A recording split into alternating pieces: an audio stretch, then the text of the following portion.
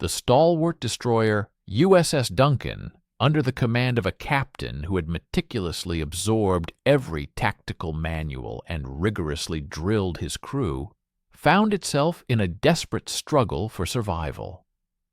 On the inky black waters off Savo Island on October 11, 1942, as Japanese torpedoes churned menacingly towards his vessel, he initiated the universally accepted textbook defensive maneuver, a sharp turn of the rudder, maximum engine speed, and an erratic zigzag pattern designed to confound the enemy.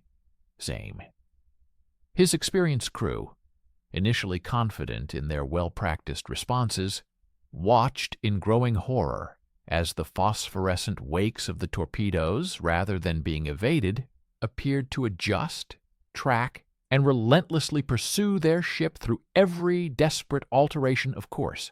Within a mere handful of minutes, 2 devastating Type 93 torpedoes violently impacted Duncan's hull, sending her to the depths with a tragic loss of 195 men. The harrowing fate of the USS Duncan was far from an isolated incident.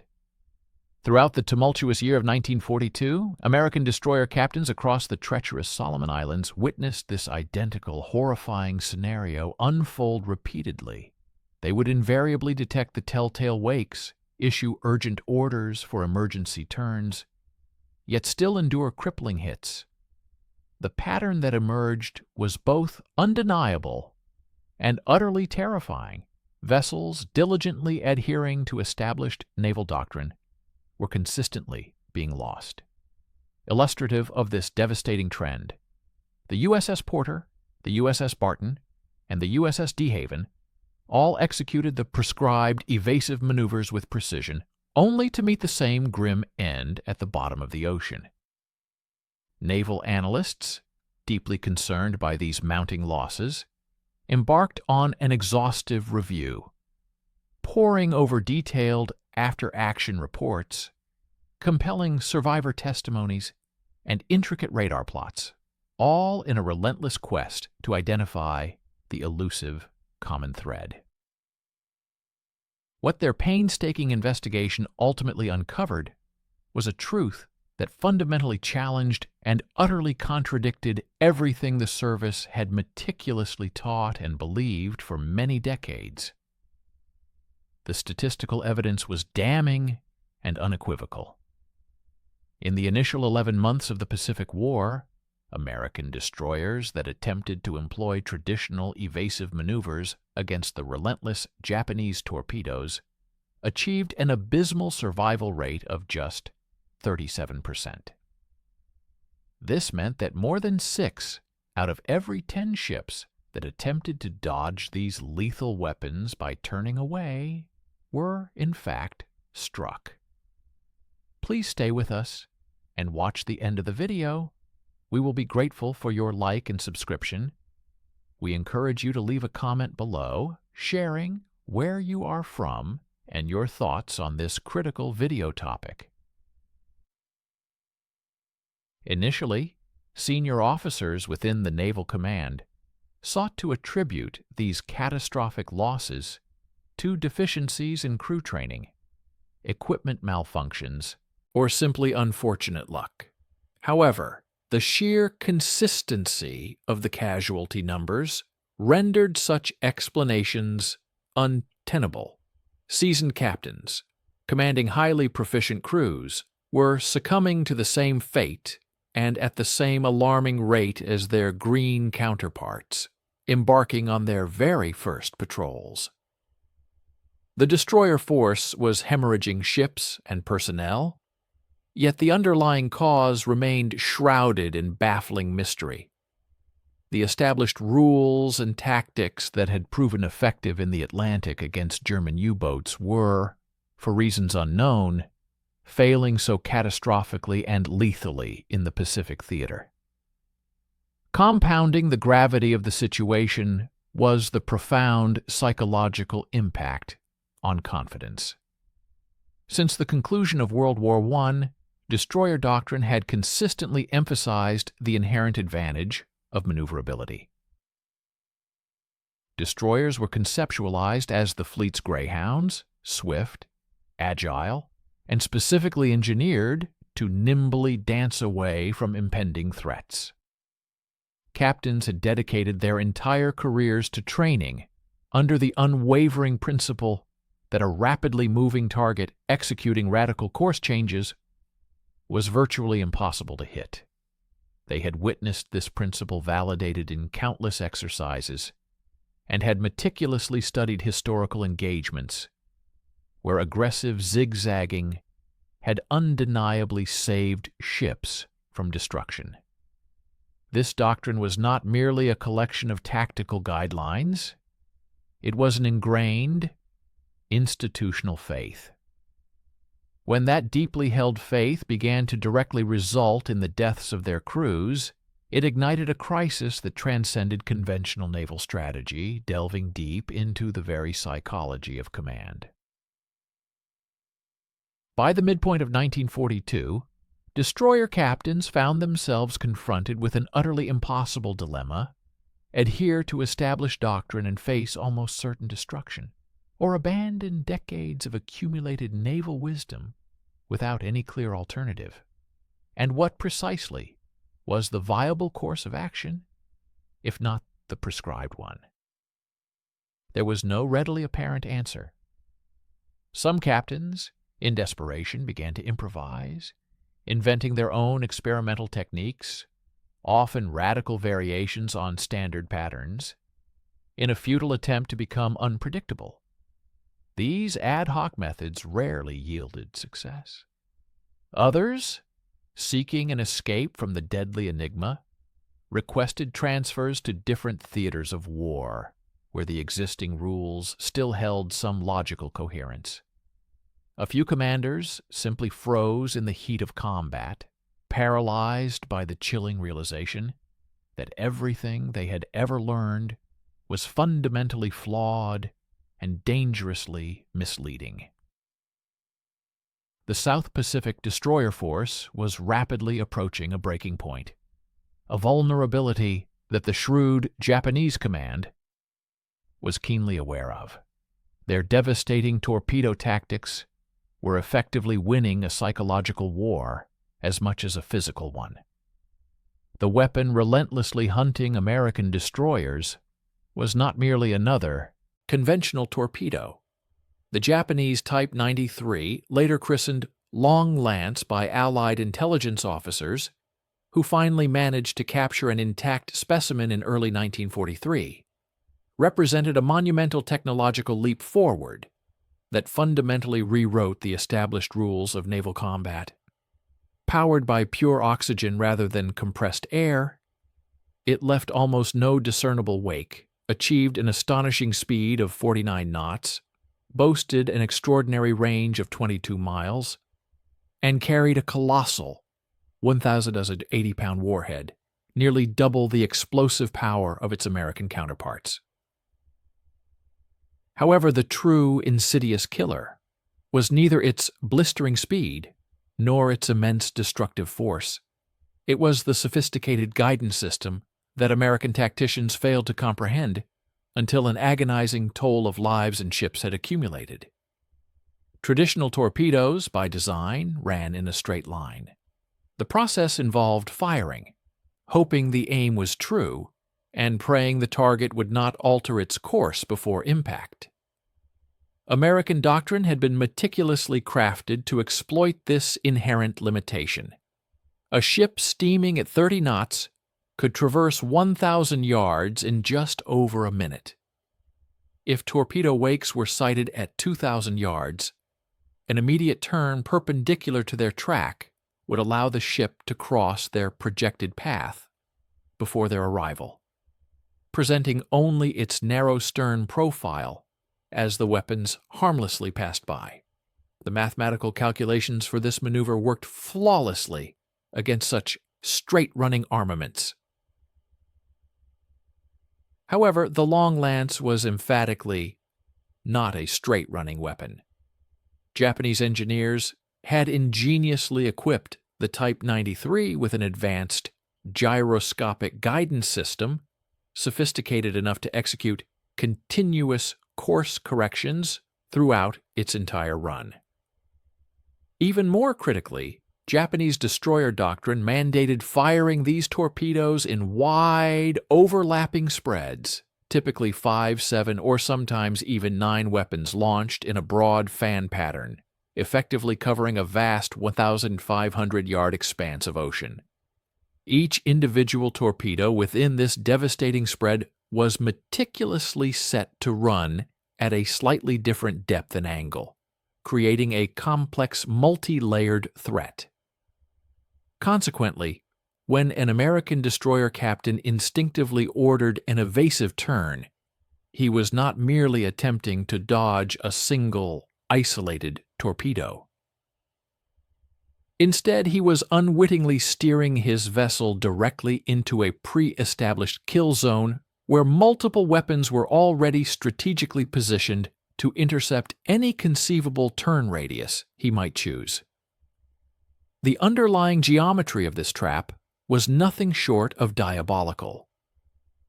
An American destroyer executing a hard turn to port at 35 knots would describe an arc approximately 1,000 yards in length, requiring roughly 45 seconds to complete a 90-degree course change.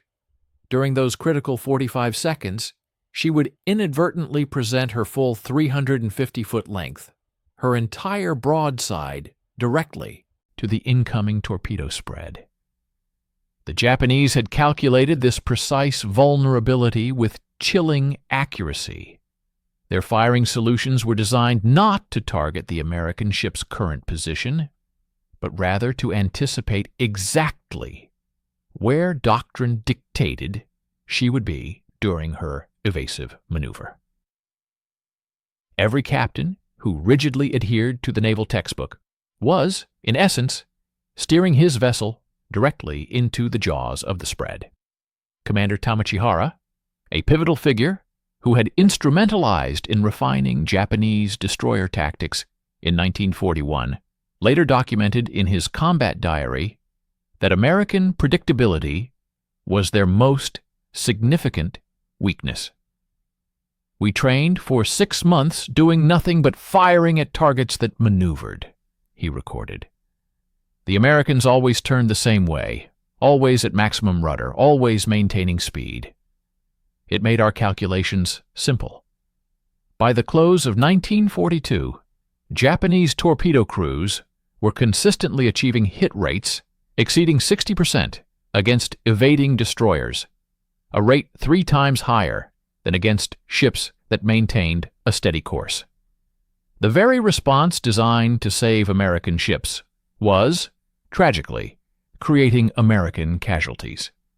The oxygen propulsion system of the Long Lance introduced yet another lethal dimension to its capabilities. Torpedoes propelled by compressed air left distinct, visible bubble trails that often afforded alert lookouts precious seconds to react and initiate evasive action. In stark contrast, the Long Lance's oxygen combustion was remarkably efficient, producing minimal exhaust and thus an almost imperceptible wake. American lookouts frequently spotted these stealthy wakes only when the torpedoes were within a mere 800 yards, translating to less than 30 seconds from impact at closing speeds. With such an incredibly truncated warning period, a captain had time for perhaps only one single helm order. If that solitary order proved incorrect, his ship was doomed. The technological gap was not merely about possessing superior weaponry, it was about American doctrine being dangerously designed for an enemy threat that, in reality, no longer existed. Commander Frederick Moosbrugger, leading Destroyer Division 12 on the night of October 11, 1942, was not consciously attempting to revolutionize naval warfare. His sole immediate objective was simply to ensure the survival of his command. His 4 destroyers, the USS Fahrenholt, USS Buchanan, USS McCalla, and USS Laffey, were engaged in screening cruisers near Guadalcanal when lookouts suddenly spotted torpedo wakes knifing through the water at a range of 2,200 yards. Moosbrugger had, at best, perhaps 40 seconds to make a critical decision. Every ingrained instinct, every hour of rigorous training screamed at him to turn away, present the stern, and run from the threat. He experienced a moment of profound paralysis. Not born of fear, but from sheer disorienting confusion. The incoming torpedo wakes were not originating from the anticipated direction. His radar screen clearly indicated Japanese destroyers to starboard, yet these torpedoes were approaching from an unexpected 30-degree angle off his port bow. If he were to execute the standard turnaway maneuver as doctrine demanded, he would inevitably swing his ship's broadside directly into their path. Conversely, if he held his current course, they appeared likely to pass harmlessly down his starboard side. Perhaps the geometry of the situation defied all conventional logic, but the act of turning away felt instinctively like suicide. Consequently, Moosbrugger made an unprecedented decision, one no American destroyer captain had ever dared to attempt in combat. He issued a command for hard left rudder, directing his ship towards the incoming torpedoes, and simultaneously called for flank speed. His bridge crew, stunned by the counterintuitive order, momentarily believed he had lost his faculties. The helmsman, in fact, hesitated before executing the command, a court-martial offense that Moosbrugger, in the chaos of the moment, never reported. Fahrenholt's bow swung sharply left, pointing directly at the rapidly approaching wakes.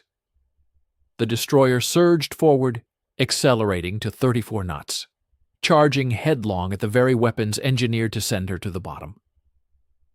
Through his binoculars, Moosbrugger watched with intense focus as the phosphorescent trails grew progressively brighter and closer. His ship was now irrevocably committed to this audacious gamble.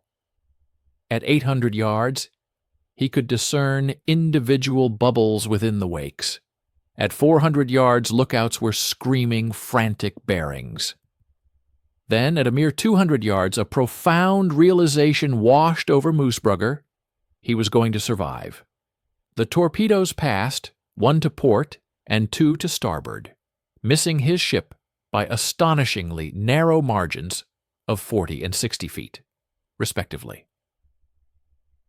From Fahrenholt's deck, sailors could have, in theory, tossed life jackets onto the passing weapons, but they missed. All 3 long lances continued their trajectory, harmlessly past the destroyer. Their sophisticated spread pattern had been meticulously designed to intercept a ship turning away, not one boldly charging forward. Moosbrugger, accidental yet brilliant geometry had utterly defeated the Japanese calculations. He had dramatically shrunk his target profile from the vulnerable 350 feet of broadside to a mere 35 feet of bow width. More crucially, he had traversed the intended kill zone in a lightning-fast 8 seconds, instead of the 45 seconds a conventional turnaway maneuver would have required. The advanced torpedoes simply had not had sufficient time to adjust their course. Torpedoes had not afforded the vessel sufficient time to execute a proper adjustment. Moosbrugger, in the immediate aftermath, did not fully grasp the profound nature of his unexpected discovery. His official after-action report, submitted on October 13th, simply characterized the maneuver as an emergency course correction to avoid entering the spread pattern, attributing his division's survival to a combination of sheer fortune and vigilant lookouts. Naval analysts stationed at Pearl Harbor subsequently filed the report as routine administrative documentation, dismissing it as yet another instance of a destroyer experiencing a stroke of luck. However, Moosbrugger himself found his thoughts continually returning to those critical 8 seconds. He recognized that, by conventional doctrine, he had performed every action incorrectly.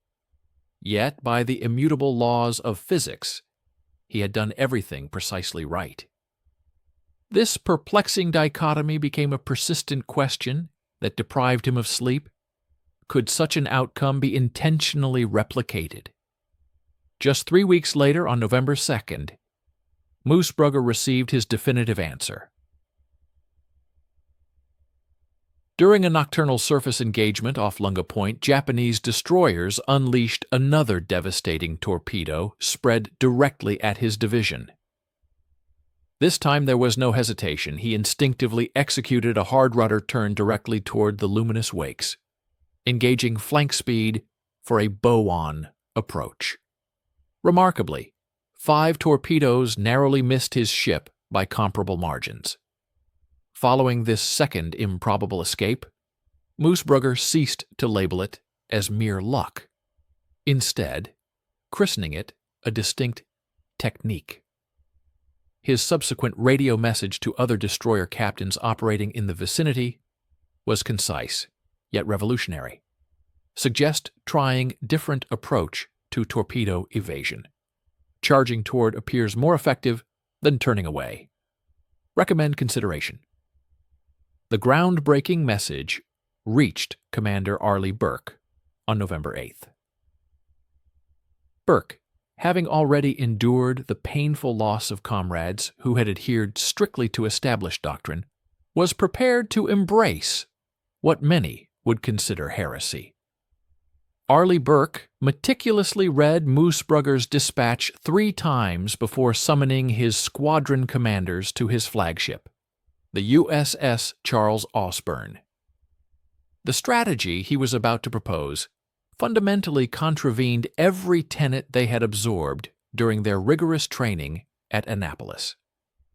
Naval doctrine, a legacy stretching back to the age of sail, had always instructed commanders to minimize target exposure by presenting the smallest possible profile, turning away from imminent threats, and increasing distance. This wasn't merely a tactical guideline, it was a deeply ingrained survival instinct, hardwired into human psychology. When confronted with peril, the natural impulse is to flee, not to advance directly into it. Burke was, in essence, asking his captains to override millions of years of evolutionary programming in the chaotic crucible of combat under the cloak of night, with only seconds to make life-or-death decisions. After 2 or 3 paragraphs, ask us to stay with us and watch the end of the video. We will be grateful for your like and subscription. Write a comment about where you are from and what you think about the video topic. While the underlying physics seemed sound on paper, the theoretical elegance failed to capture the immense psychological burden of ordering one's ship directly into the path of a weapon capable of tearing it asunder. Commander Bernard Austin, captain of the USS Spence, articulated this sentiment with stark honesty during the meeting. "You're asking me to drive at something that's coming to kill me at a combined closing speed of 80 knots. If I misjudge by 3 seconds or 5 degrees, I don't get another chance. My ship becomes a coffin for 329 men." Burke did not dispute the gravity of Austin's words, but he soberly retorted that adherence to conventional doctrine had already consigned a dozen destroyers to similar fates. At the very least, he reasoned, charging toward the torpedoes presented a different, potentially more favorable mathematical equation for survival. The most compelling argument that swayed the skeptics revolved around the intricate targeting problem. A formidable long-lance torpedo, hurtling through the water at 49 knots, traversed approximately 83 feet every second. An American destroyer, at its maximum flank speed, covered 58 feet per second. When these two entities moved directly toward each other, their combined closing speed reached an astonishing 141 feet per second. A destroyer's bow, the actual narrow target the torpedo needed to strike, was roughly 35 feet wide. At these breakneck closing speeds, the torpedo's internal guidance system had an incredibly fleeting window of just 24 seconds to execute any final trajectory adjustments. This was a critical distinction, especially when considering that average human reaction time hovered around 0.25 seconds. The torpedo's mechanical gyroscope, a marvel of 1940s engineering, was physically incapable of correcting its course rapidly enough to strike a charging bow. Contrast this daring maneuver with the conventional turn-away evasion tactic. A destroyer swinging broadside presented a much larger target, traversing perpendicular to the torpedo's track at a speed of 30 knots, equivalent to 44 feet per second.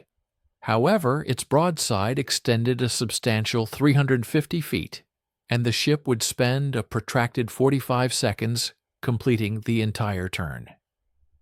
In this scenario, the torpedo was presented with a target 10 times larger, exposed for nearly 200 times longer. Japanese gunners had meticulously preset their torpedo spreads precisely for this expected situation. They had painstakingly calculated lead angles, depth settings, and precise timing, all predicated on the assumption that American ships would predictably turn away. Consequently, every captain who diligently followed established doctrine was, in essence, sailing directly into a meticulously engineered trap. Burke's tactical innovation transcended mere geometric calculations. He astutely recognized that charging torpedoes initiated a complex decision cascade that inherently favored the American forces. If a captain detected the telltale wakes at a range of 2,000 yards and immediately turned toward them, he forced the Japanese torpedo crews to recalculate their strategy on the fly, rendering their carefully pre-planned spreads utterly useless. The torpedoes, once launched, were already committed to predetermined courses. By altering a destroyer's behavior after the weapons were in the water, the American ships deprived those torpedoes of any opportunity to adapt or correct. This decisive shift in initiative was a critical advantage that the Americans had conspicuously lacked in every prior engagement. However, Burke also possessed a keen understanding of the technique's inherent limitations. Its successful execution demanded near-perfect precision. Captains were required to spot torpedo wakes at the earliest possible moment, ideally beyond 1,500 yards. They also needed to accurately judge the torpedo's track angle to determine the correct direction for the turn. Charging directly toward wakes approaching from dead ahead was unequivocally suicidal. Such a move would guarantee a direct hit. The technique was only effective for wakes bearing between 20 and 70 degrees off the bow. Within this specific envelope, the laws of physics favored the destroyer. Outside it, the outcome was almost certainly fatal. Throughout November, Burke intensively drilled his squadron in wake recognition, angle estimation, and split-second decision-making, effectively teaching his captains to perform complex geometric calculations while under enemy fire in the pitch-black darkness of midnight. On November 25th, they would discover if rigorous training could indeed override primal instinct. The intricate mathematics underpinning the destroyer's survival ultimately distilled down to principles of trigonometry that most captains had not engaged with since their academy days. Burke's operations officer, Lieutenant Robert Copeland, dedicated 3 intensive weeks in November 1943 to crafting a tactical reference card. This ingenious device condensed complex geometry into a format suitable for split-second decisions. The card itself measured a compact 3 inches by 5 inches, laminated in plastic, and specifically designed to fit conveniently into a captain's shirt pocket. One side featured a clear diagram illustrating optimal turn angles based on the observed torpedo wake bearings, while the reverse side presented the brutal, yet undeniable arithmetic that elucidated precisely why the technique proved effective. To illustrate, consider the concept of target area. A Fletcher-class destroyer, when viewed head-on, presented a bow width of 35 feet. Essentially, this equated to a rectangular target approximately 35 feet wide by 45 feet tall above the waterline, totaling 575 square feet of vulnerable area. Now, if that same destroyer were to rotate 90 degrees into a broadside turn, it would expose its full length of 350 feet by 45 feet in height, resulting in a colossal 15,750 square feet, a target area 10 times larger. A Japanese torpedo spread covering an expanse of 1,500 yards of ocean had a mere 4.2% chance of successfully hitting a charging bow. Yet that identical spread carried a staggering 47% chance of hitting a turning broadside. The Japanese had meticulously engineered their tactics around these significantly higher 47% odds. The factor of time exposure further amplified this critical effect. Crossing a torpedo's track bow first at a 45-degree angle typically took between 6 and 10 seconds, a duration dependent on the destroyer's speed and the torpedo's angle of approach. Throughout these brief seconds, the ship's truly vulnerable area, the specific section capable of being struck, remained a constant 1,575 square feet. In stark contrast, a traditional turning maneuver consumed anywhere from 45 to 52 seconds, during which the full 15,750 square feet of the ship's broadside remained exposed. The mathematics were unforgiving. Charging drastically reduced exposure time by 80% and simultaneously decreased the target area by 90%. The combined impact of these reductions plummeted the hit probability from 47% to less than 2%. Copeland's indispensable card also incorporated another crucial calculation, the torpedo's turning radius. A long lance, traveling at its formidable 49 knots, was simply incapable of executing sharp turns. While its sophisticated gyroscopic guidance system could indeed adjust its course, the immutable laws of physics impose strict limitations on the speed of such corrections. At full velocity, a Type 93 torpedo required approximately 400 yards to complete a 90-degree turn.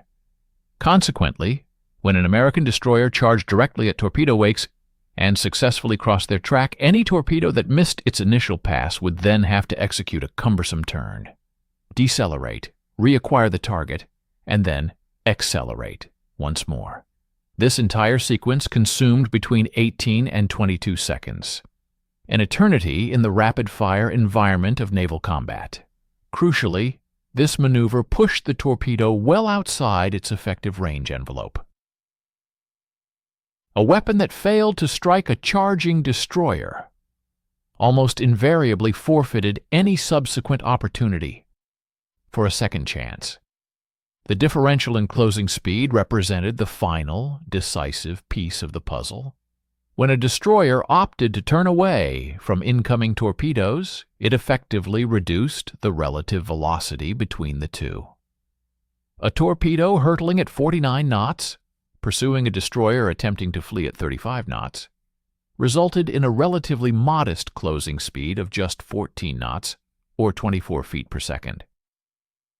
This slower relative motion afforded the torpedo's guidance system ample time to make necessary corrections, adjust for the target's evasive turns, and maintain accurate tracking.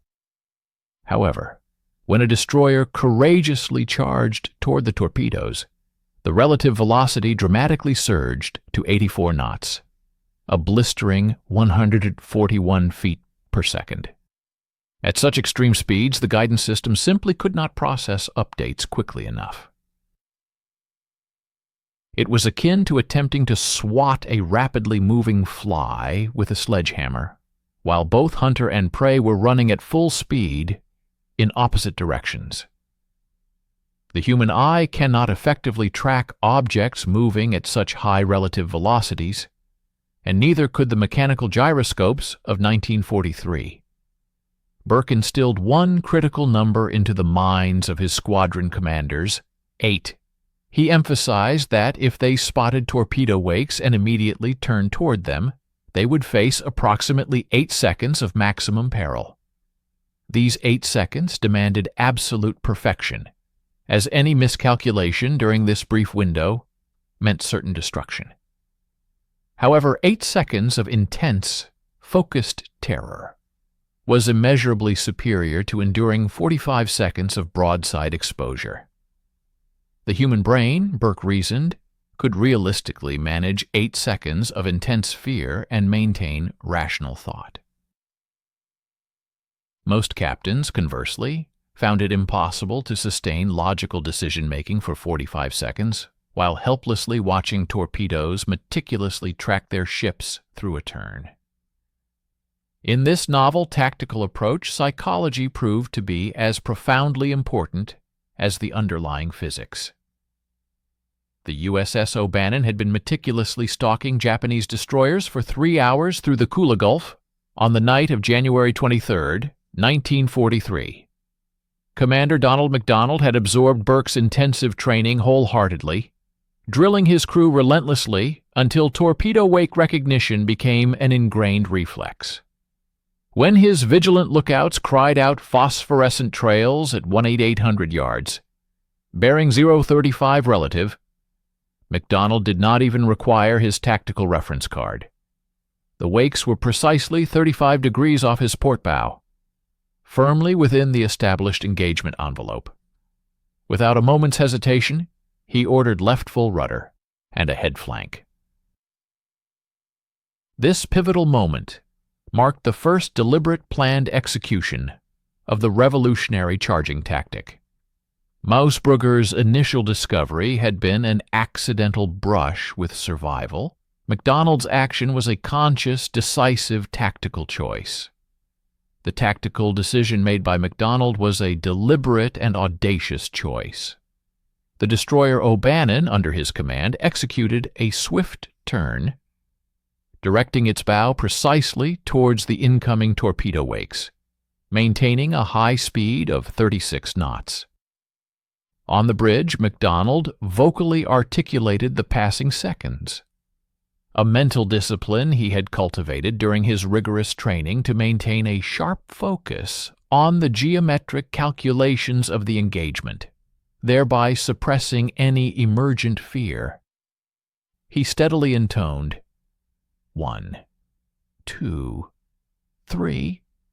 Concurrently, his gunnery officer meticulously observed the torpedo trails through binoculars, relaying critical adjustments, reporting, "Wakes now bearing 030, sir. Range 1200.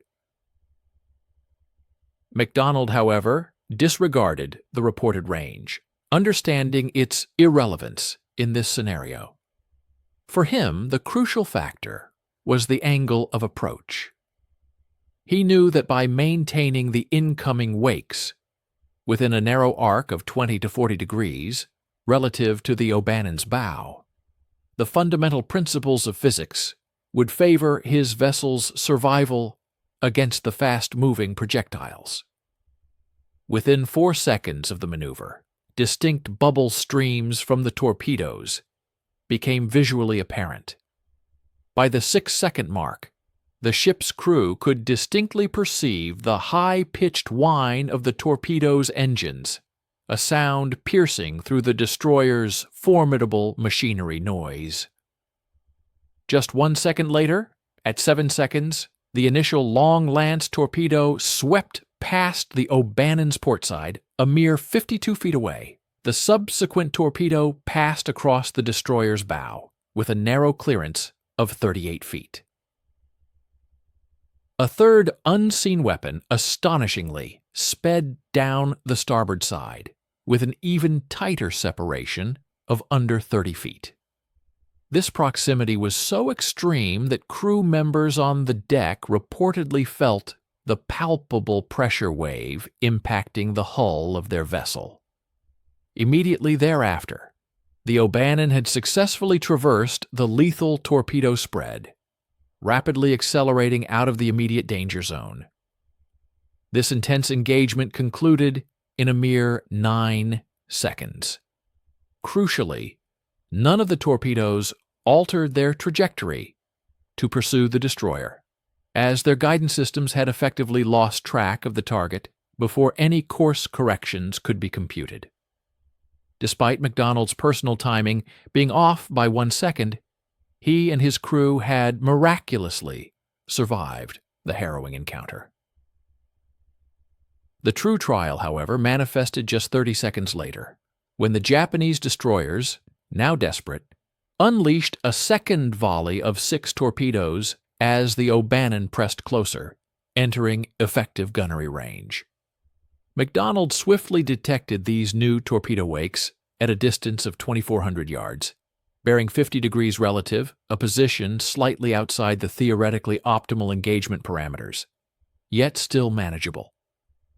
On this occasion, he commanded a turn to the right, strategically exposing his vessel's starboard bow directly towards the incoming threat.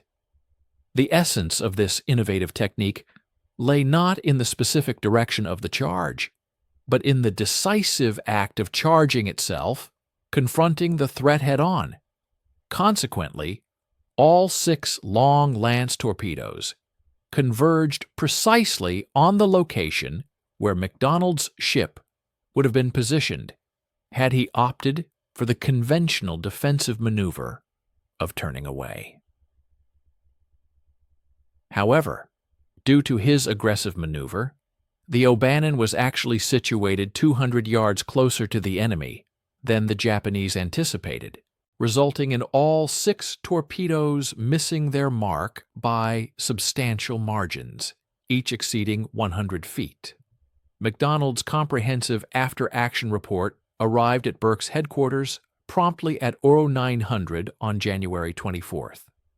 In stark contrast to Moosbrugger's more cautious preliminary account, McDonald's submission was unequivocally decisive, stating, "Deliberately turned toward torpedo wakes per new doctrine.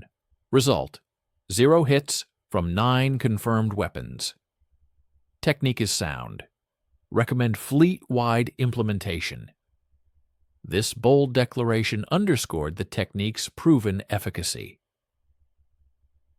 Recognizing the profound implications, Burke promptly transmitted the report to Admiral William Halsey, accompanied by a cover memorandum formally requesting authorization to establish this aggressive charging tactic as official doctrine for all destroyer forces operating within the South Pacific Theater.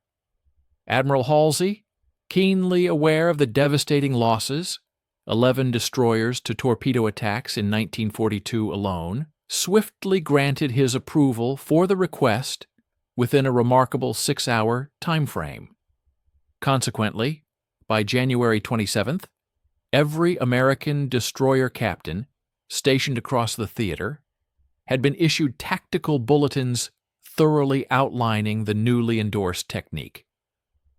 However, the intellectual comprehension of charging towards incoming torpedoes and the actual visceral execution of such a maneuver in the throes of combat presented 2 profoundly distinct challenges.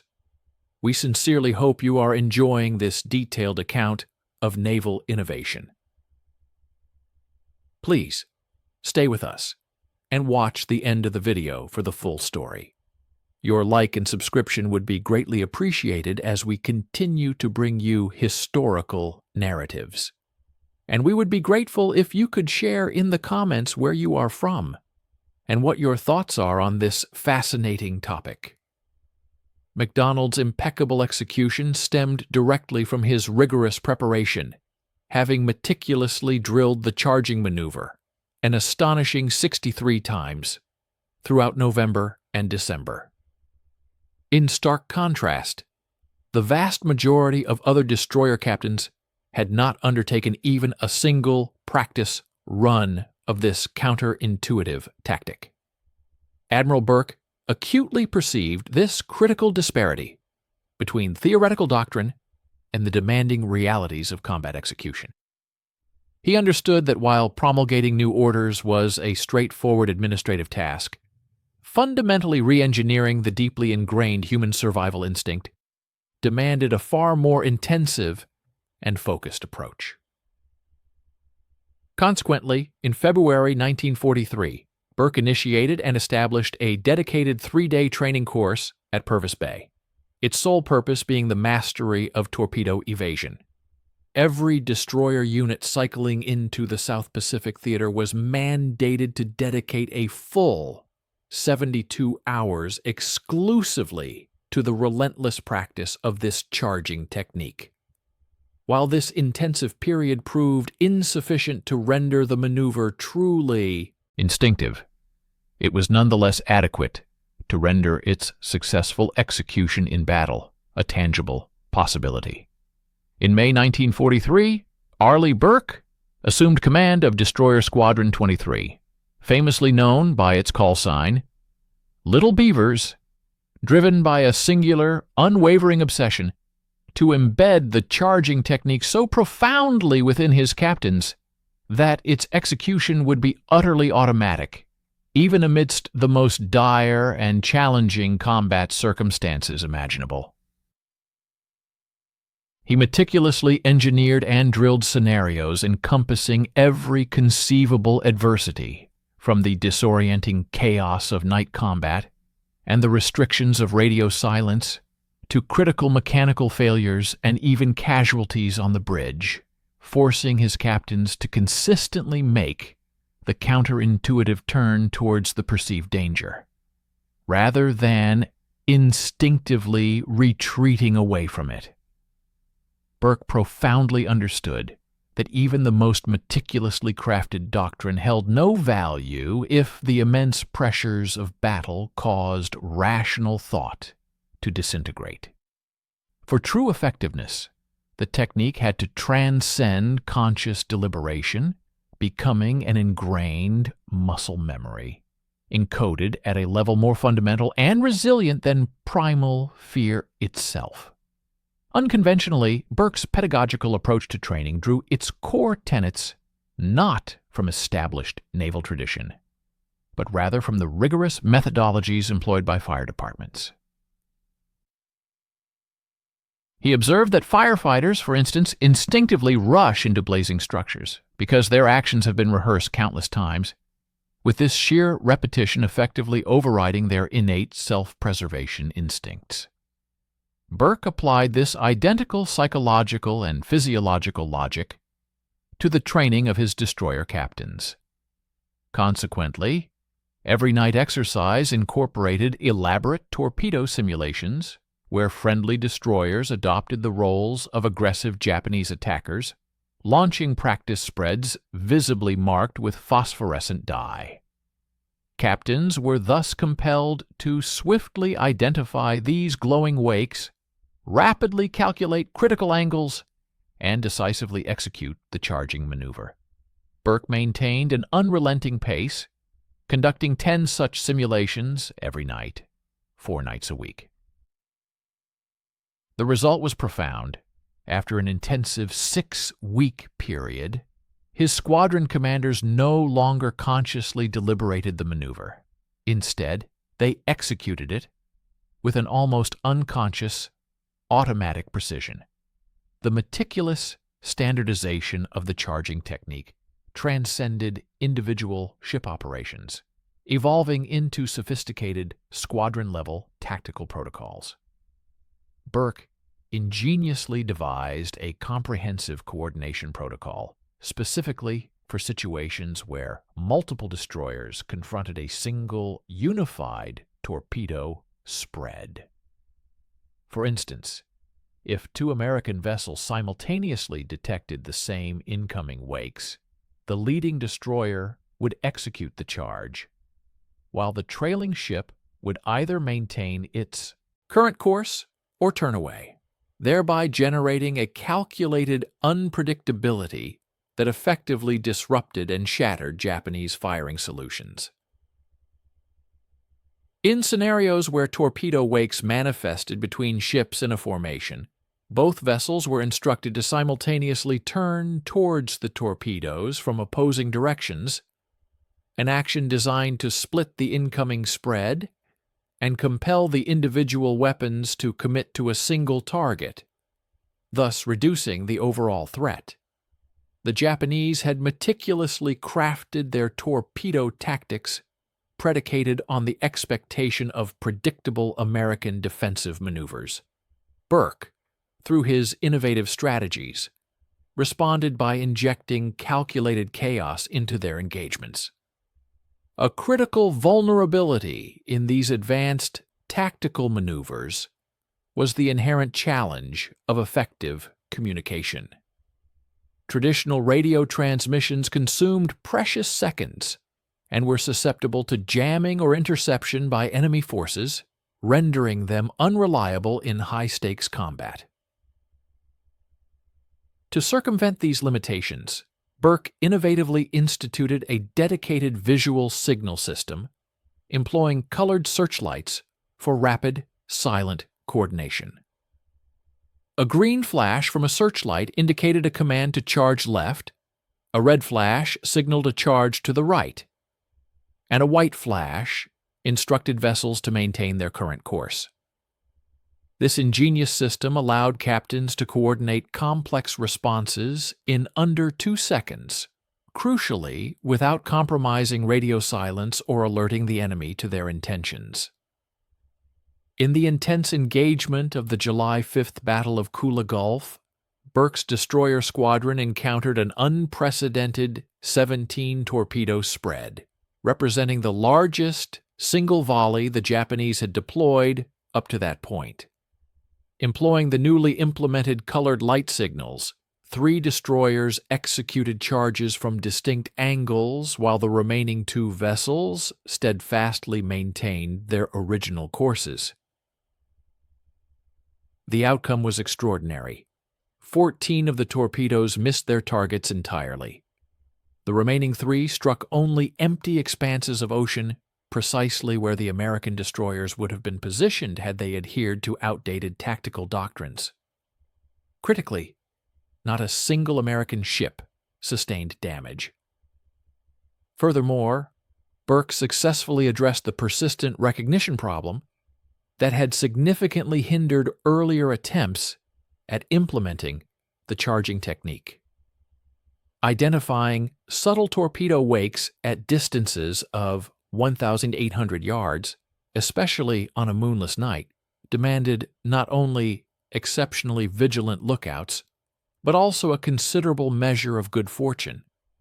While Burke acknowledged his inability to influence luck, he could and did dramatically enhance the effectiveness of his lookouts. He established a specialized rotation system, designating the top 10% of each crew to undertake 4-hour shifts exclusively on wake duty, with no other assigned responsibilities beyond meticulously scanning the water for phosphorescent trails. Additionally, he outfitted his destroyers with portable spotlights fitted with red filters, a strategic choice that augmented the visibility of the torpedo's phosphorescent glow without compromising the crew's crucial night vision. These innovations significantly improved the average wake detection range, increasing it from 1,200 yards to an impressive 2,100 yards. This crucial gain of 900 yards directly translated into an invaluable 7 additional seconds of decision-making time for the captains. By September 1943, Burke's Destroyer Squadron 23 had successfully navigated torpedo attacks across 11 distinct combat engagements. Their operational survival rate stood at an astonishing 100%. Not a single vessel had suffered a hit, with a total of 68 torpedoes successfully evaded through the application of the charging technique.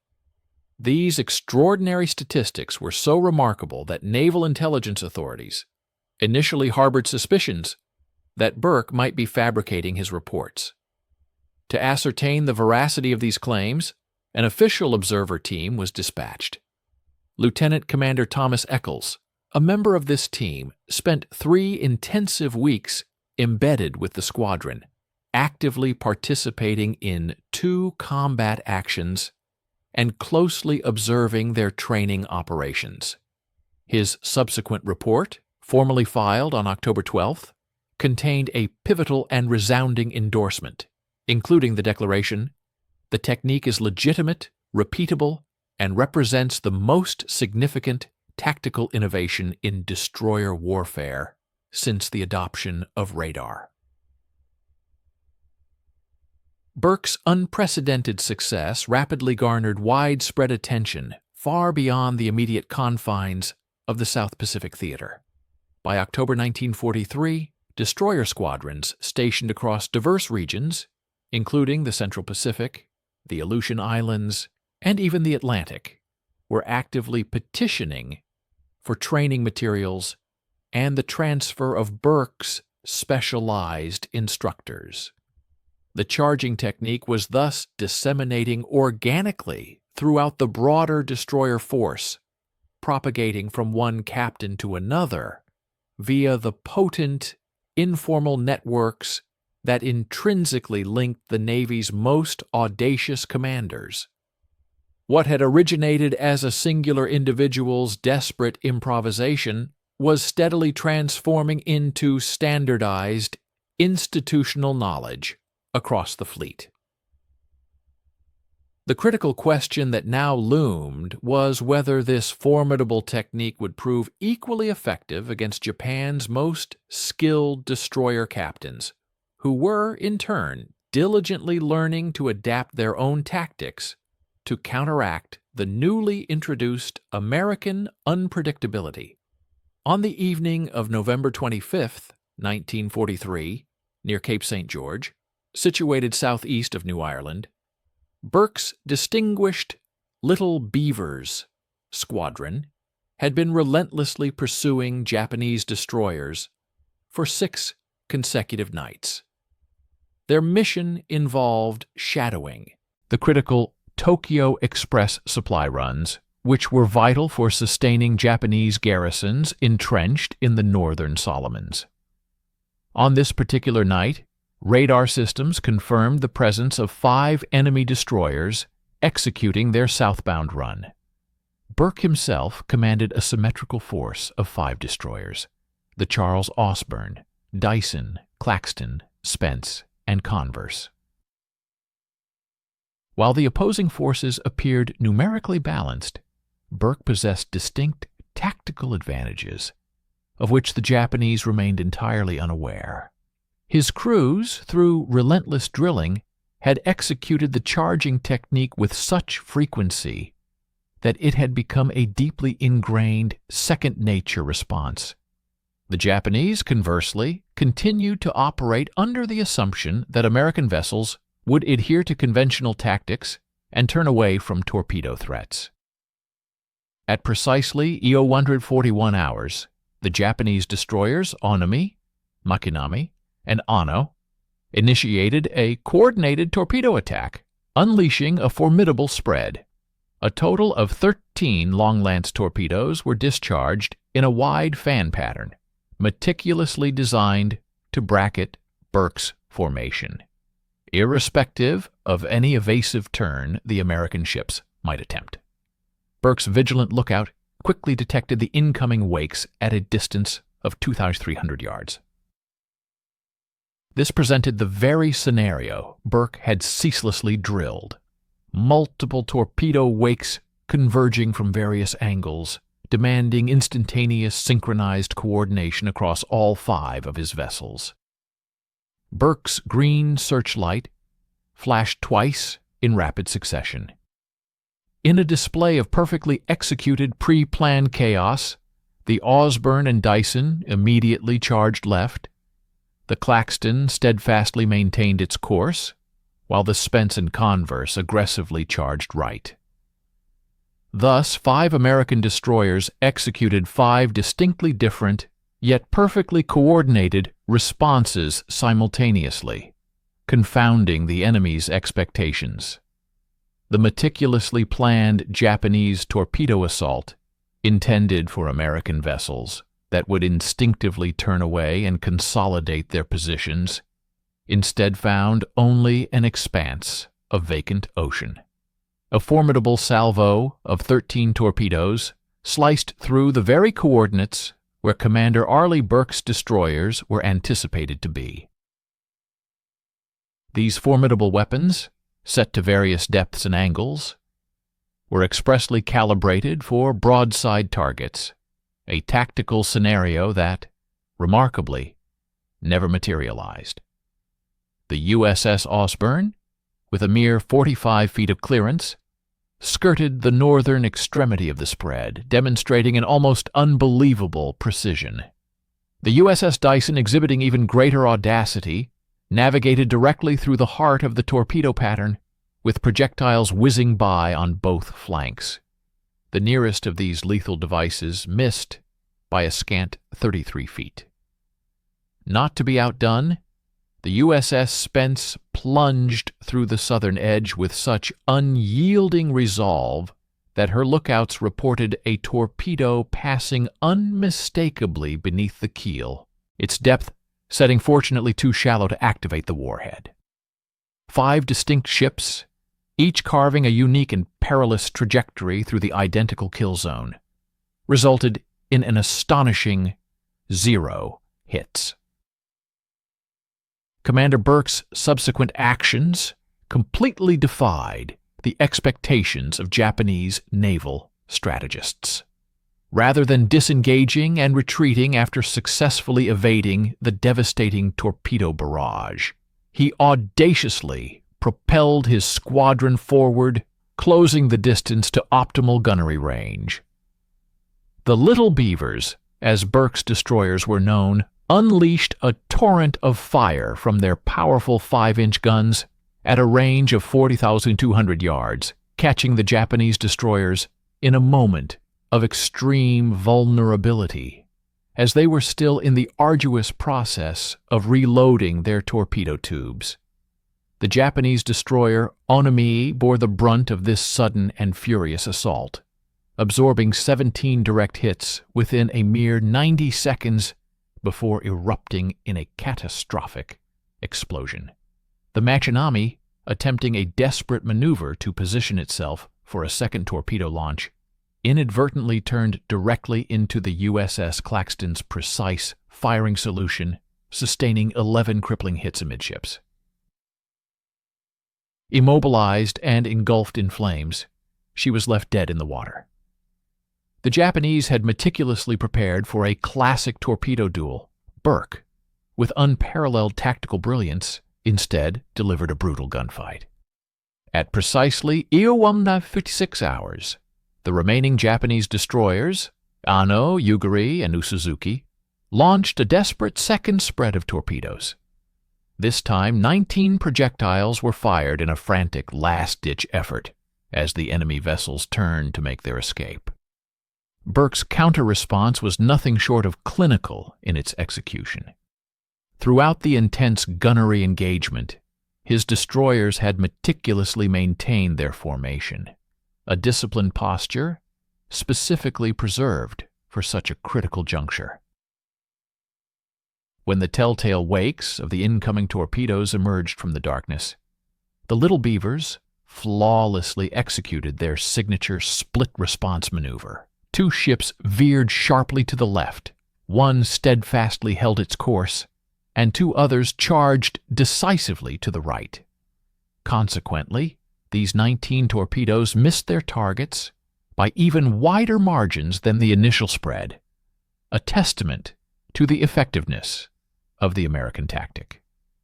In a span of just 15 minutes, The Japanese had expended 32 long-lance torpedoes, highly sophisticated, oxygen-propelled, and gyroscopically guided weapons that had, throughout 1942, sent scores of American ships to the bottom of the Pacific. Yet in this engagement, not a single one found its mark. Please stay with us and watch the end of the video. We will be grateful for your like and subscription. Also, feel free to write a comment about where you are from and what you think about the video topic. Burke relentlessly pursued the retreating Japanese destroyers for an additional hour, ultimately sealing the fate of the Machinami with sustained gunfire at 0223. The Ano suffered such extensive damage that she limped back to Rabaul, her combat career irrevocably concluded. Upon the Little Beaver's return to Purvis Bay on November 26th, Burke's official after-action report was remarkably concise, a testament to the decisive nature of the engagement. Engaged 5 enemy destroyers, evaded 32 torpedo attacks using charging technique, sank 3 enemy vessels, damaged 2 others, own casualties, 0 personnel, 0 ships damaged. Admiral Halsey's congratulatory response was considerably more expansive. Congratulations on a perfect execution. Your technique has fundamentally altered destroyer warfare in this theater. Recommend immediate Navy Cross for tactical innovation. The Battle of Cape St. George rapidly ascended to the status of a definitive validation case study. For decades to come, instructors at the Naval War College would meticulously dissect this engagement, employing it to vividly illustrate how ingenious tactical innovation could effectively surmount technological disadvantages. However, for the destroyer captains still embroiled in the brutal fighting across the Pacific, the battle's profound significance was more immediate and straightforward. Charging directly toward incoming torpedoes demonstrably worked, even under ideal combat conditions, and against Japan's most seasoned destroyer crews. The charging technique was no longer a desperate improvisation. It had been unequivocally proven as sound doctrine. The crucial question that now arose shifted from a fundamental, "Does it work?" to the imperative, "How do we effectively train every captain in the fleet to execute it?" The U.S. Navy's destroyer training facility at Pearl Harbor underwent a profound and radical transformation in January 1944. Commander Ellis Reed, specifically appointed to undertake the ambitious task of overhauling the tactical curriculum, confronted a challenge entirely unprecedented in the Navy's history, instilling in captains the ability to consciously override their most fundamental and deeply ingrained survival instincts in scenarios where even a moment of hesitation guaranteed certain death. Traditional naval training methodologies had historically emphasized meticulous decision-making, the careful weighing of multiple options, and thorough consultation with subordinate officers. In stark contrast, the newly validated charging technique demanded that captains make instantaneous and irrevocable commitments within a mere 3 seconds, often based on fragmentary information, all while their crews vociferously screamed warnings and every nerve fiber in their bodies clamored for a desperate retreat. Reed's ingenious solution drew inspiration from the rigorous protocols of aviation training. Fighter pilots, through relentless repetition, master maneuvers such as snap rolls and inverted dives until these complex actions became automatic, ingrained muscle memory that effectively bypassed conscious thought and deliberation. Reed expertly adapted this very concept to the demanding environment of destroyer captains.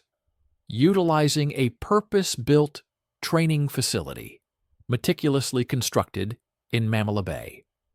Engineers ingeniously installed pneumatic launch tubes on 5 strategically positioned islands designed to fire practice torpedoes marked with phosphorescent trails using compressed air.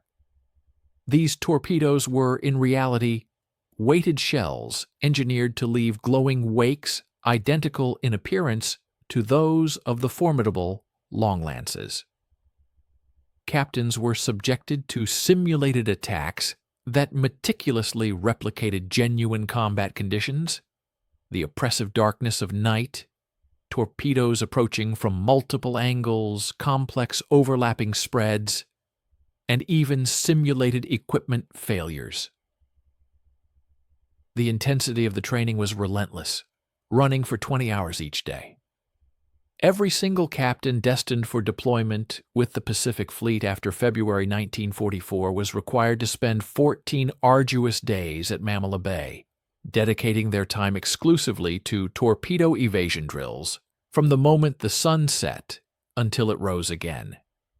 Crucially, Reed's comprehensive program incorporated a vital psychological component that had been entirely overlooked in earlier training regimens: the systematic desensitization to fear. On the very first day, as captains observed the eerie phosphorescent trails of the simulated torpedoes rapidly approaching, almost every primal instinct screamed for them to turn away in self-preservation. Most exhibited hesitation, some issued incorrect orders, and a few even froze completely under the immense pressure. Reed, however, refrained from any form of criticism for these initial failures. Instead, he simply and patiently repeated the exercise. By day 3, a noticeable shift occurred as captains began to overcome their hesitation. By day 7, the counterintuitive act of turning directly toward the perceived danger started to feel natural, an almost instinctive response.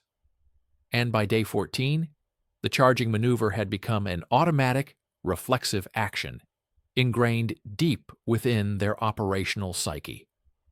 The training curriculum also encompassed a range of sophisticated failure scenarios that Burke's actual combat operations had not fully explored, ensuring a truly comprehensive preparedness. For instance, what if radar systems failed, and lookouts only spotted torpedo wakes at a dangerously close 800 yards, leaving less than 10 seconds before impact? Reed's decisive answer was unequivocal. Charge anyway, but prioritize increasing speed over turning. His reasoning was sound. Presenting a bow-on profile, even at 800 yards, was unequivocally superior to exposing a vulnerable broadside at any distance. Another critical scenario addressed was when wakes appeared directly ahead, seemingly dictating a collision course. Reed's solution involved executing a hard turn to present the narrowest possible bow angle, typically between 15 and 20 degrees, and then charging along the wake's track, rather than attempting to cross it. These meticulously developed techniques provided captains with viable options for virtually every conceivable scenario, effectively eliminating the paralyzing indecision that often arose when encountering situations outside established doctrinal guidelines. Reed further enhanced the captain's capabilities by training them in the nuanced skill of interpreting wake patterns, a critical ability that distinguished mere competent execution from true mastery. A solitary wake could signify either a formidable long-lance torpedo or simply a rogue wave demanding immediate assessment. The presence of 3 wakes in a tight formation invariably indicated a spread fired from a single enemy ship, while 5 wakes with wider spacing strongly suggested multiple ships launching simultaneously.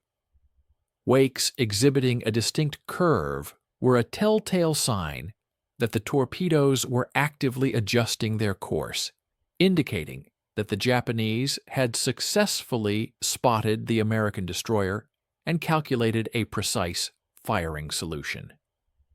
Conversely, straightwakes typically denoted hasty shots or long-range launches where the enemy was essentially guessing at the target's position. Captains were rigorously trained to make these complex assessments within mere seconds and to adjust their evasive responses accordingly. Curved wakes necessitated a more aggressive charging maneuver to overwhelm the torpedoes' sophisticated guidance systems, while straight wakes permitted the adoption of slightly more conservative angles. The ultimate psychological breakthrough emerged from the potent combination of relentless repetition and the undeniable experience of survival. After 2 weeks of consistently charging at simulated torpedoes, an average of 40 times each night, captains internalized a profound and critical truth. The torpedoes invariably missed when the maneuver was executed correctly. The technique unequivocally worked. This newfound, deeply ingrained confidence fundamentally transformed their decision-making under the extreme pressures of combat. In early 1944, captains who faced real torpedo attacks for the very first time after completing the rigorous Manila Bay training reported experiencing an unprecedented sense of calm and confidence during evasion, emotional states that would have been utterly inconceivable in 1942. Reed's innovative training had accomplished far more than simply teaching a new technique. It had fundamentally rewired the emotional response of these men to mortal danger itself. By June 1944, an impressive 127 destroyer captains had successfully completed the demanding Manila Bay program. Their collective survival rate against torpedo attacks soared to an astounding 94%, representing a complete and dramatic reversal from the perilous 37% survival rate recorded in 1942. The remaining 6% failure rate was primarily attributable to equipment malfunctions rather than any errors in the execution of the technique. When captains correctly performed the charging maneuver, survival was, for all practical purposes, virtually guaranteed. The U.S. Navy had effectively systematized what Commander Roger Moosbrugger had fortuitously discovered by accident, and what Commander Arleigh Burke had definitively proven in the crucible of combat. The audacious act of charging directly toward incoming torpedoes was no longer an experimental tactic. It had been firmly established as standard operating procedure, forever changing the landscape of naval destroyer warfare. The fundamental physics underpinning the efficacy of the charging maneuver stemmed from 3 interconnected design vulnerabilities in Japanese torpedoes, problems that their designers had never anticipated American captains would so brilliantly exploit. The first critical issue was the guidance system's inherent reaction time. The Type 93's gyroscopic mechanism, while cutting edge for 1940s technology, updated its course corrections only every 1.8 seconds. This proved catastrophically slow when targets were closing at a combined speed of 84 knots. At such a blistering pace, a destroyer could traverse a significant 253 feet between each guidance update.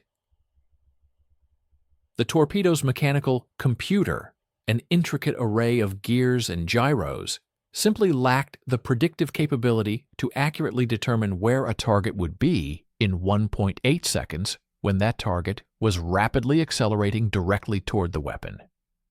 The system had been specifically engineered to track lateral movement, not the head-on charges that American destroyers were now employing. The second significant limitation was the torpedo's turning radius, a constraint imposed by fundamental hydrodynamics that no amount of engineering ingenuity could completely overcome. Water is approximately 800 times denser than air, meaning a torpedo traveling at its impressive speed of 49 knots carried an enormous amount of momentum. Consequently, any attempt to change course required the weapon to pivot its control surfaces against a tremendous and unyielding resistance. Japanese engineers had meticulously optimized the Type 93 for unparalleled straight-line speed and extended range, consciously accepting a reduced maneuverability as a necessary trade-off. A long-lance torpedo, therefore, required approximately 420 yards to execute a complete 90-degree turn, a process that consumed roughly 15 seconds at its full operational speed. When an American destroyer successfully crossed a torpedo's track and swiftly passed beyond its line of sight, the weapon was confronted with an impossible choice: either continue forward and inevitably miss its target, or initiate a laborious turn, thereby spending 15 precious seconds attempting to reposition itself. By the time the torpedo completed such a turn, the agile destroyer would have already moved another 900 yards, rendering the pursuit futile as the torpedo could never hope to catch up. The projectile, despite its formidable design, consistently failed to connect with its intended target. This critical deficiency stemmed in part from a fundamental flaw in the weapon's target acquisition mechanism. The long-lance torpedo, a marvel of naval engineering at the time, relied primarily on two sensory inputs to pinpoint enemy vessels: acoustic detection, which captured the distinctive cavitation noise emanating from propellers, and wake turbulence, sensing the physical disturbance a ship created in the water. Both of these crucial signals were most pronounced and easily detectable from a ship's stern quarter, where the churning propellers created maximum acoustic disturbance, and the hull's passage generated significant water displacement. Conversely, a destroyer's bow presented a far less discernible signature. The Fletcher-class destroyers, in particular, were meticulously engineered with sharp entry angles specifically to minimize wave resistance, a design choice that inherently produced minimal water disturbance. When such a destroyer aggressively advanced bow first directly towards incoming torpedoes, the weapon's sensitive sensors registered only a mere fraction of the expected acoustic signature. Consequently, these advanced torpedoes frequently lost track of targets they were theoretically positioned to strike, simply because the faint, receding sound and minimal wake made the enemy vessel virtually undetectable to their guidance systems. These aforementioned factors, when combined, instigated a catastrophic chain reaction within the sophisticated decision-making algorithms of the Japanese torpedo. The guidance system would initially register a potential target, meticulously compute an optimal intercept trajectory, and then resolutely commit the torpedo to that calculated path. However, when the targeted vessel unexpectedly altered its behavior, choosing to surge forward in a direct charge rather than attempting to evade by turning away, the system's intricate predictions became fundamentally erroneous. The torpedo, in a futile attempt at correction, would endeavor to adjust its course, but by the time the necessary maneuver could be fully executed, the rapidly advancing destroyer had already surged past its original intercept point. The weapon, now behind its quarry, would then try to execute a sharp turn to re-engage, yet the precious 15 seconds consumed in this laborious maneuvering created an insurmountable gap, a distance it simply could not bridge. Simultaneously, as the destroyer's streamlined bow sliced across the torpedo's intended track, the already diminished acoustic signature vanished entirely, leaving the guidance system bereft of any clear, actionable directional data. Thus, these three distinct technical limitations converged into a comprehensive and absolute operational failure. American naval engineers, meticulously examining captured long-lance torpedoes in 1943, uncovered yet another significant vulnerability: the weapon's inconsistent depth-keeping capabilities, particularly when operating at elevated velocities. The Type 93 torpedo incorporated a hydrostatic valve designed to precisely maintain its preset operational depth. However, the mechanical responsiveness of this crucial valve proved inadequate, exhibiting a noticeable lag at speeds exceeding 45 knots. During the execution of tight turns, the powerful hydrodynamic forces acting upon the torpedo would inadvertently push it slightly deeper, occasionally causing it to descend by an additional 3 to 5 feet below its programmed depth. Numerous reports from American destroyers had previously detailed instances of torpedoes passing harmlessly beneath their hulls during aggressive charging maneuvers. Engineers initially dismissed these occurrences as mere strokes of luck. Subsequent, more rigorous analysis, however, conclusively demonstrated that this phenomenon was not fortuitous chance, but rather a direct consequence of fundamental physics. When a long lance executed a sharp turn in an attempt to track a charging destroyer, it temporarily forfeited precise depth control. If the destroyer's draft, the vertical distance from the waterline to the bottom of the hull, was sufficiently shallow, as was the case for most destroyers, which typically drew less than 18 feet, the torpedo could indeed pass underneath, even in situations that should have resulted in a direct and devastating hit. We invite you to stay with us and watch the conclusion of this insightful video. Your support in the form of a like and a subscription would be immensely appreciated. We also encourage you to share your thoughts by leaving a comment below, letting us know where you are from and what your perspective is on the fascinating topic we are discussing. The cumulative impact of these inherent limitations meant that the Type 93, despite its global reputation as the most technologically advanced torpedo of its era, was paradoxically optimized for engaging targets that adhered to a predictable behavioral pattern. Japanese naval doctrine, which heavily influenced the torpedo's design philosophy, operated under the fundamental assumption that enemy vessels would consistently endeavor to maximize their distance from an attacking force, present the most minimal possible approach angles, and attempt to outrun incoming ordnance. Every single design decision incorporated into the long lance, from its propulsion system to its guidance mechanisms, unequivocally reflected these deeply ingrained tactical assumptions. However, when American captains deliberately adopted a diametrically opposed strategy, consciously minimizing the engagement distance, presenting the maximum possible approach angles, and bravely driving their vessels directly towards the incoming weapons, they effectively exposed a critical disparity between the torpedo's theoretical design parameters and the stark realities of actual combat behavior.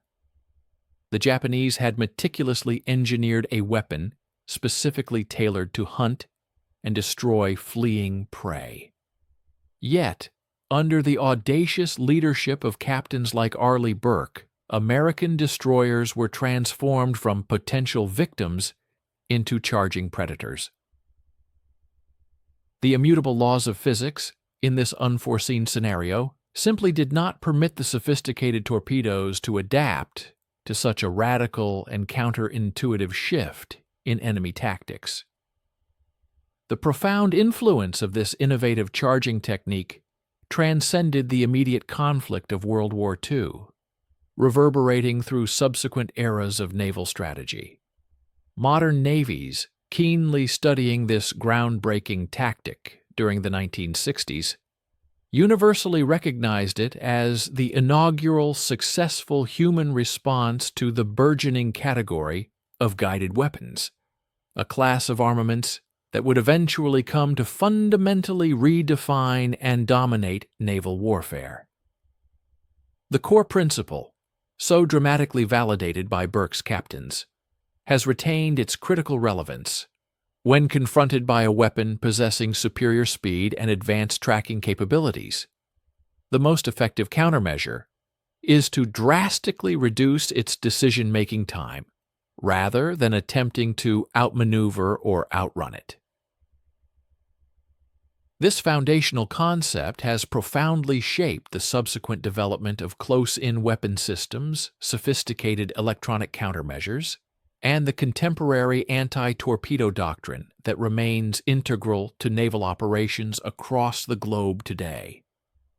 Following the cessation of hostilities, Soviet naval planners, meticulously analyzing American destroyer tactics, gleaned from captured documents, integrated remarkably similar principles into their own anti-ship missile defense protocols during the tense atmosphere of the Cold War.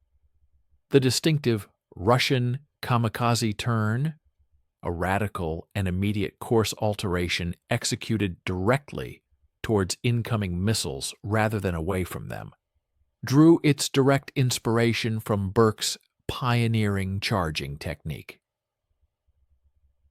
The underlying geometric principles of this maneuver were strikingly identical, presenting the smallest possible target profile, drastically reducing the weapon's tracking window, and compelling it to make critical engagement decisions at a speed far exceeding the processing capabilities of its guidance system.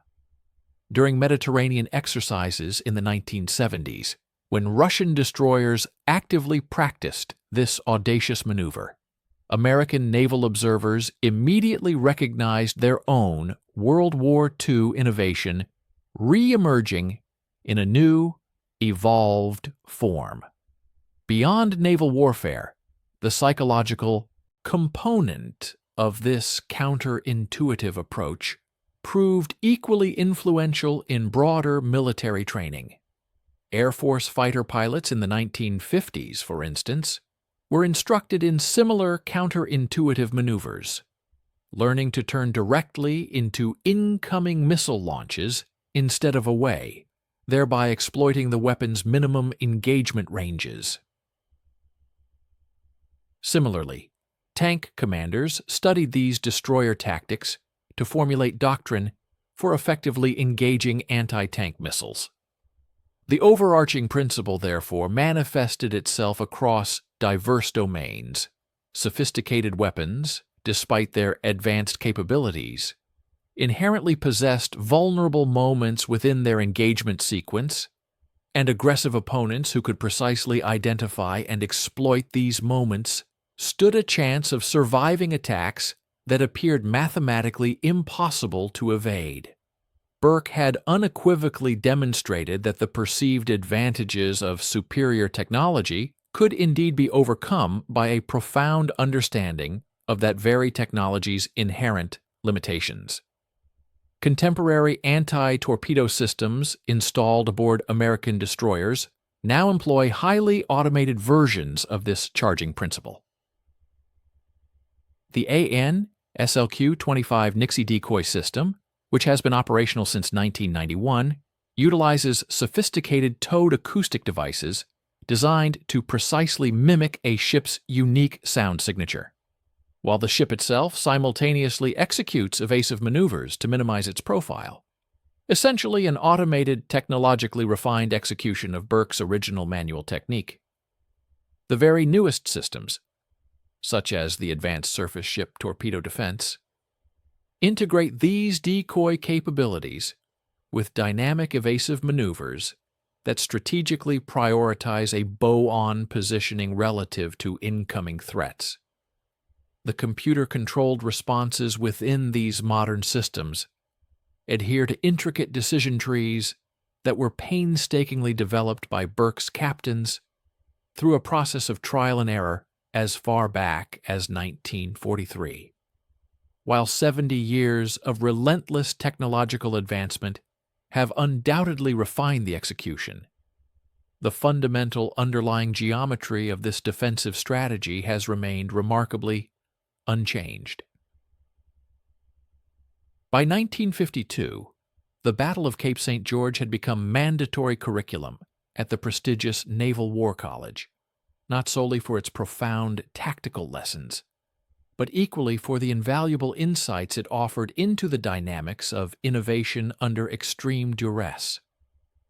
Burke had ingeniously transformed what began as a desperate, almost accidental discovery, systematizing it through rigorous, disciplined analysis, and then aggressively disseminating it through intensive training, all accomplished within a remarkable 12-month period and entirely without formal authorization from the entrenched naval bureaucracy.